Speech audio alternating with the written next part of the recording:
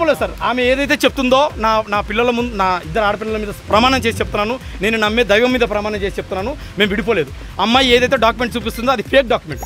ఇందులోంచి బయటికి రానికి తను ఏదైతే షీఈ్ ఎస్టాబ్లిషింగ్ సమ్ ఫేక్. కాబట్టి ఆ ముగ్గురు పిల్లలకి నాకు ఈవెన్ శాంతికి కూడా తనకు కూడా ప్రొటెక్షన్ కావాలి. అమ్మాయి కూడా ఒక స్త్రీ కాబట్టి ఈ దృష్ట్యా నన్ను నేను కాపాడుకునికి పిల్లల్ని కాపాడుకునికి మీడియా ముందుకు వచ్చాను. Home minister madam Anitha madam కూడా కలిశాను.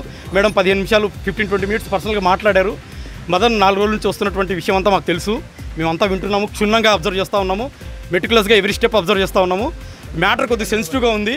అక్కడ ఒక ఎస్టీ అమ్మాయి, సో ఆల్రెడీ మ్యారీడ్, 2 ఆడపిల్లలు ఉన్నారు. అక్కడ ఆ తప్పు చేసిన వాళ్ళు ఎవరైనా కానీ వాళ్ళు నిజంగా లీగల్ డైవర్స్డా కాదా, ఇందులో ఏంటి అసలు మెయిన్ ఆబ్జెక్టివ్ ఏంటి, దీని వెనకాల అంటే బాబుల కన్నీ కారణం ఏంటి, ఏమన్నా హిడెన్ ఎజెండాస్ ఏమన్నా ఉన్నాయా, అవన్నీ మేము చూస్తాము. కాబట్టి మ్యాటర్ సెన్సిటివ్గా ఉంది. తప్పకుండా తప్పు చేసిన వాళ్ళు ఎంత పెద్ద వాళ్ళని సరే ఉపేక్షించేది లేదు. చట్టం తన